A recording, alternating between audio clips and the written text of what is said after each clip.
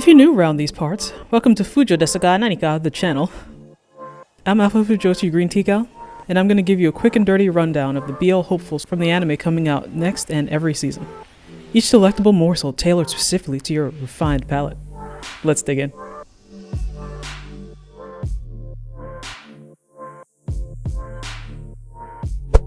Kicking open the BL door this season is Bakuten. Even before seeing the trailer, you know you're in for a treat when they scramble to make a new poster because the first one looked too gay. Anyway, this one's about men's rhythmic gymnastics, and it's kinda all I want out of life right now. It's a sports anime, with a mostly male cast engaging in slightly atypical pastime. A classic BL-friendly setup, really. And the constant blushing is frosting on this romantic cake. Shakunetsu Kabaddi! Ooh, soccer twunks! Thanks in no small part to number 24, All Out, Days, and Kuroko no Basket, anime about cute guys fighting over balls will always live rent-free in my head. Shakunetsu Kabaddi checks all the BL boxes to pique my Fujo interest. The all-male cast, the high-octane sports, the cute deuteragonist with the dynamic duo setup, it's a lot.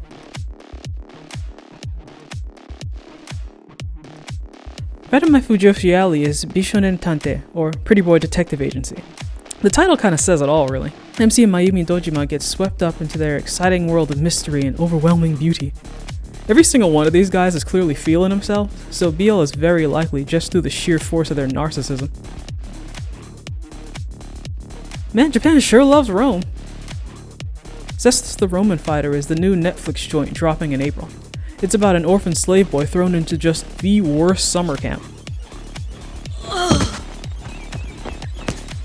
A snake bit me. Back in line, maggot! He's trained to be a prize-fighting pugilist, with hopefully every punch inching him closer to freedom.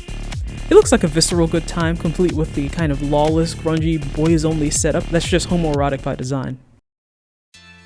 Mashiro no Oto is a slice-of-life music anime, where Setsu rediscovers his love of the shamisen after his slightly overbearing absentee mom blows back into his life. With the loss of his grandpa, who raised him and put the shamisen in his hand in the first place, paired with the show's overall tone, I can't help but be reminded of 2018's Kono to Tomare, which had more than its fair share of romantic undertones. Considering Setsu spent most of his life surrounded by men, with the only woman who's supposed to be there glaringly absent and then controlling, some BL is pretty damn likely. I was super fond of the first season of Mighty Mashita Iruma-kun, and it was just lousy with romance. Titular MC Iruma found himself in two different BL ships at various points in the series. I haven't read much of the manga, but I'm aware Iruma's gonna go through a sudden personality change, but I doubt there'll be any love lost there. There's just a pile of guys at any given time waiting to idolize, spoil, or dote on him. Anyway, there was BL before, and I bet there will be again.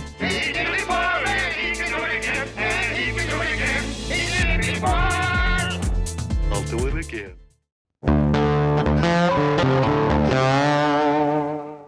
Even though Tokyo Revengers is about a time-traveling MC infiltrating a local gang to prevent the future murder of his girlfriend, I still get the feeling that this save the waifu setup is just a cover. A way to get the audience to overlook the homoerotic shenanigans the MC will inevitably find himself in. I see the waifu getting surprisingly little screen time, while the MC wades through a sea of charismatic male characters. FYI, there's also a live-action movie adaptation dropping in July. And surprise, it's filled to bursting with pretty boys and the waifu as an afterthought. Her ass barely even makes it into the trailer.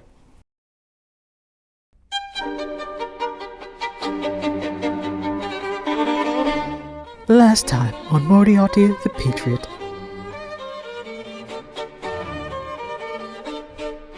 Catch me if you can, Mr. Holmes.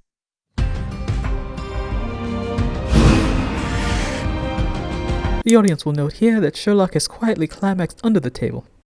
With any luck, he'll be rested and ready in time for Season 2's April release.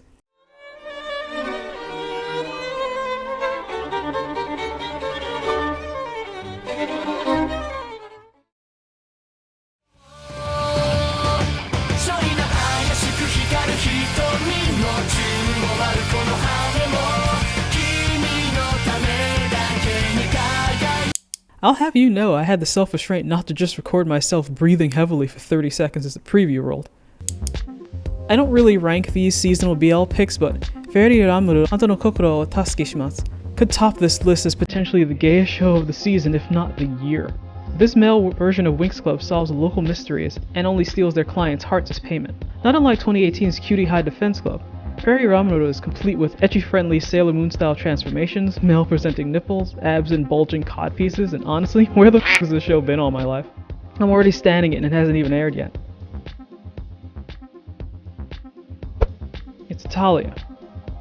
It's the dramedy with all-male cast, plenty of sexual innuendo, and BL-friendly fan service. They already have a winning formula of lulz and shippable husbandos, so why fix what ain't broke? Kyuukyoku Shinka Shinta Full Dive RPG ga Genjitsu Yori mo kusoge Datta, and I swear these titles get longer every season. This show stars a cute dark-haired soul boy in a VR fantasy world, which means it's knowingly and purposefully similar to SAO. Butch Kirito will have the obligatory harem, but the inclusion of this beefy blonde that frequently lays hands on him makes me want to keep my eye on this. Off the heels of last season's Kumo Desu ga Nanika and Beastars, is a new high-concept animal protagonist show, Dragon Leo Kao. Starring Letty, a cowardly putz dragon palling around with his hot elf looking for a new apartment. そのための家を探しましょう。100年がかりで。あんまり大丈夫な気がしないんですが。Anyway, that is it from me. Which of these are you most looking forward to? Let me know in the comments below. Like, share, subscribe, and feel free to check out the other BL-laden content on this and the sister channel. Bye for now.